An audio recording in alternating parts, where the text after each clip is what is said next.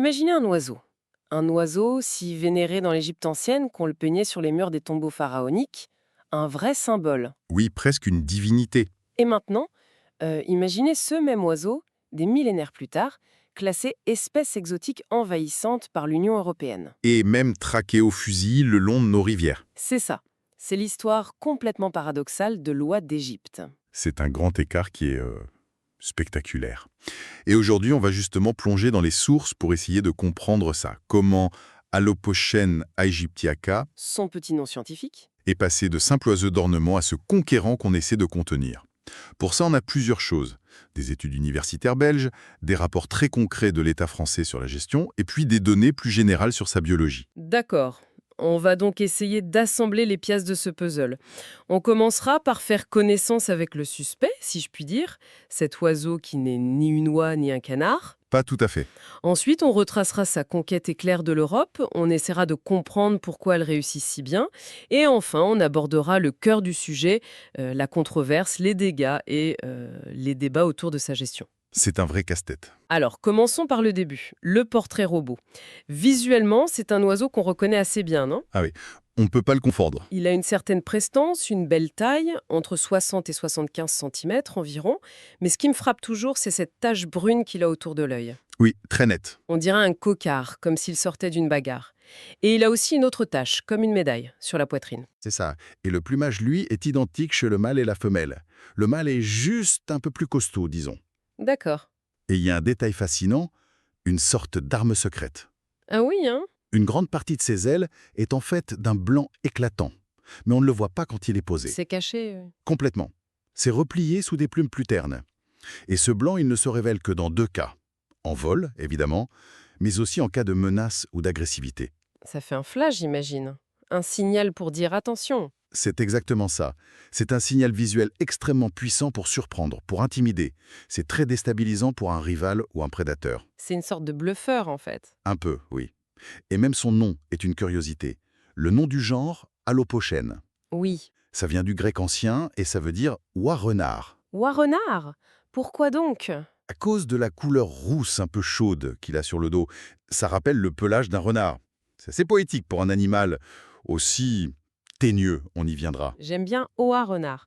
Et c'est un animal robuste, si j'ai bien lu. Il peut vivre jusqu'à 15 ans à l'état sauvage. Et on a même un record de 35 ans en captivité. 35 ans, ouais. C'est une longévité énorme et c'est une des clés de son succès. Et pour savoir qui est le mâle ou la femelle, il ne faut pas regarder mais écouter, c'est ça? Tout à fait. Le mâle a un cri assez discret, un peu rauque, un sifflement. La femelle, par contre, Elle se fait entendre. ah ça oui. C'est un caquettement très puissant, très sonore, presque discordant, surtout quand elle protège ses petits. On l'entend de très très loin. Et ce caquetement, justement, on l'entend bien au-delà d'Égypte aujourd'hui. Ce qui nous amène à son expansion en Europe. On est bien d'accord, ce n'est pas une migration naturelle. Pas du tout. C'est une histoire 100% humaine. Elle a été introduite dès le XVIIe siècle en Angleterre, comme oiseau d'ornement. Ah, pour faire joli dans les parcs des châteaux. Voilà.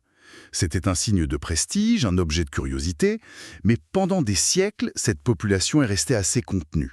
L'invasion, la vraie, c'est beaucoup, beaucoup plus récent. C'est là qu'il l'histoire s'emballe. Exactement. Le point de bascule, ce sont des évasions de parcs ou de collections privées. On a identifié deux foyers principaux. D'abord, les Pays-Bas, en 1967. D'accord. Puis, la Belgique, en 1982.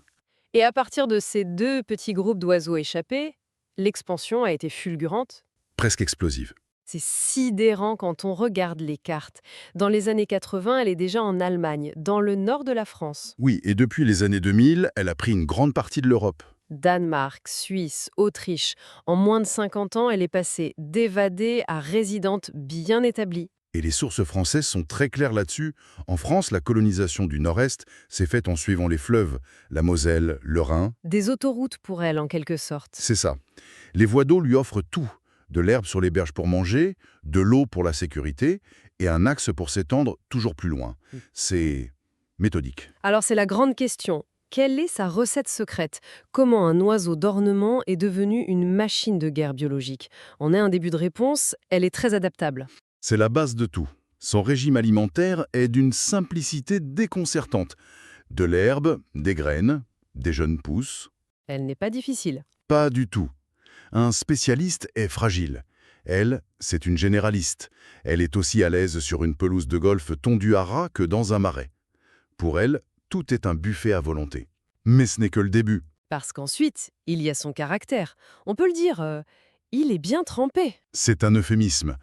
Le facteur numéro 1 qui revient dans toutes les études, c'est son agressivité et sa territorialité. C'est l'un des oiseaux d'eau les plus combatifs qui existent. Les couples qui sont unis pour la vie défendent leur territoire de façon acharnée. Oui, surtout pendant la reproduction. Les sources parlent de combat aérien, c'est-à-dire ils se foncent dessus en plein vol. C'est encore plus violent. Les descriptions parlent de poursuite à haute vitesse. L'oie essaye de frapper son rival avec le poignet de son aile.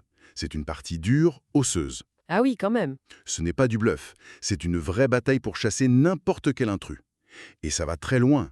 On observait des couples tuer les oisons de leurs voisins Tuer les oisons, pour éliminer la compétition et garantir les ressources à leur propre couvée. c'est d'une violence. À côté de ça, elle a un autre atout, le timing. Absolument. En Europe, elle peut nicher dès le mois de février. C'est extrêmement tôt. Donc elle prend les meilleures places avant tout le monde. Exactement. Elle s'empare des meilleurs sites de nidification, un vieux nid, un trou dans un arbre, bien avant que nos espèces locales comme le tadorne de Bélon ne commencent leur saison des amours. Quand les autres arrivent, tout est déjà pris. Elle est la proie des léopards, des crocodiles, des lions. Le menu est varié. Voilà, elle est constamment sur ses gardes. En Europe, un adulte n'a quasiment aucun ennemi naturel. Un renard peut-être s'attaquera à un jeune, mais c'est à peu près tout. Donc si on résume la recette du succès, un appétit d'ogre, un caractère de teigne, un sens du timing parfait et presque aucun ennemi. C'est la recette parfaite pour une invasion. Pas étonnant que ça ait marché. Et il faut ajouter un dernier ingrédient, l'intelligence. Un ornithologue belge le notait dans une étude. Avec le temps, elles sont devenues extrêmement méfiantes. Elles apprennent. Elles apprennent très vite à associer l'homme, les voitures, à un danger.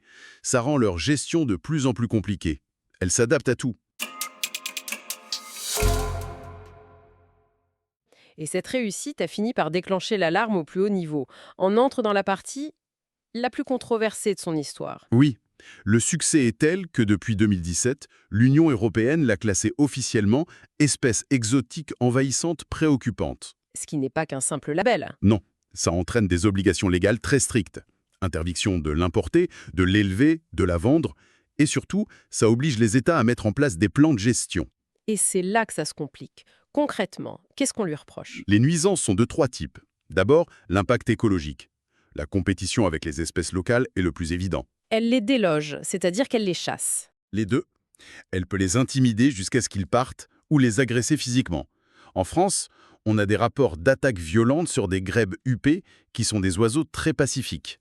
Elle perturbe tout l'écosystème local. C'est ça. Et il y a aussi le problème de l'eutrophisation, C'est-à-dire? la pollution de l'eau. En gros, oui. Quand il y a trop d'oies sur un petit plan d'eau, leur déjection s'accumule. C'est un apport massif de nutriments qui favorise la prolifération d'algues. L'eau devient verte, quoi. Exactement. Pauvres en oxygène, en somme, elles peuvent transformer un petit étang en soupe d'algues, ce qui est très mauvais pour les vies aquatiques. Et puis, il y a les impacts économiques. Son appétit ne s'arrête pas à l'herbe des parcs. Non, et c'est un vrai souci pour les agriculteurs. Les sources belges le montrent bien. Elles causent des dégâts importants sur les cultures. Les jeunes pousses de céréales, les betteraves, les pommes de terre. Des groupes entiers peuvent ravager une parcelle. Tout à fait. Et il y a un autre risque, plus inattendu, la sécurité aérienne. On n'imagine pas une oie menacer un avion. Pourtant, le péril aviaire, c'est une préoccupation majeure. Une oie de cette taille, surtout en groupe, si elle est aspirée par un réacteur, les dégâts peuvent être catastrophiques. Ah oui, d'accord. L'aéroport de Schiphol à Amsterdam, un des plus grands d'Europe, a dû prendre des mesures spécifiques pour gérer les oies d'Égypte qui nichent près des pistes. Face à tout ça, la réponse des autorités a été directe. Comme l'espèce n'est pas protégée, la principale méthode, c'est le tir. C'est la méthode la plus utilisée. Et le rapport de l'Office français de la biodiversité sur le nord-est de la France est très instructif. Il montre à quel point c'est devenu une opération complexe. Pourquoi complexe? Il suffit de tirer, non? Justement, non. Comme on disait, elles sont devenues très méfiantes. Les méthodes classiques ne marchent plus. Il faut donc être plus malin qu'elle. Constamment. Le rapport décrit des tirs depuis des véhicules, pour surprendre, ou l'utilisation de carabines à linettes pour des tirs à longue distance, parce qu'on ne peut plus les approcher à pied. Elle vous voit arriver de loin. Elles associent l'humain à pied au danger et s'envolent bien avant d'être apportées. La logistique a l'air assez lourde. Parfois, oui. Le document parle de partenariat avec la gendarmerie fluviale pour atteindre des oiseaux sur le Rhin depuis une vedette. Mais le vrai problème, ce sont les zones refuges. Les parcs en ville, ce genre d'endroit, tête à terre. C'est ça, des plombs d'eau où le public est très présent et souvent opposé au tir. Pour des raisons de sécurité et d'acceptabilité, on ne peut pas y intervenir. Et ces zones deviennent des sanctuaires. Exact, d'où la population se régénère et repart à la conquête des zones chassées. C'est un cycle sans fin. Donc on déploie des moyens importants et au final, après 4 ans et plus de 700 oiseaux abattus, le rapport conclut que c'est insuffisant. On a l'impression d'une bataille perdue d'avance. C'est tout à fait le sentiment qui se dégage. Le bilan est mitigé. La population continue de croître malgré tout. Du coup, l'objectif a changé. Ce n'est plus l'éradication, Non, ça, c'est jugé totalement irréaliste aujourd'hui. L'objectif, c'est d'essayer de limiter son expansion vers le reste du pays. C'est une stratégie de confinement, pas d'élimination. Le parcours de cette oie est quand même fou. D'icônes sacrées à pièces de collection, puis à cet envahisseur, qui est devenu un vrai casse-tête écologique et politique. C'est un peu le syndrome de l'apprenti sorcier. on l'a introduite pour faire joli et maintenant on ne sait plus comment la maîtriser.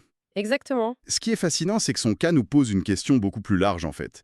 Il nous interroge sur notre façon de cohabiter avec des espaces qui finalement réussissent à s'adapter au monde que nous avons nous-mêmes créé. Nos villes, nos parcs, nos champs. Précisément, si l'éradication n'est plus une option et que le confinement montre ses limites, que fait-on? On court après un problème qu'on a nous-mêmes créé. Et ça nous pousse à nous interroger sur la définition même d'une espèce native à notre époque. Où est-ce qu'on met la frontière entre la gestion nécessaire de la biodiversité et l'acceptation de nouvelles dynamiques qu'on a, au fond, provoquées? Une question sans réponse simple. Non? Et c'est une question qu'on va se poser de plus en plus souvent. L'oie d'Égypte n'est probablement qu'un exemple parmi d'autres à venir.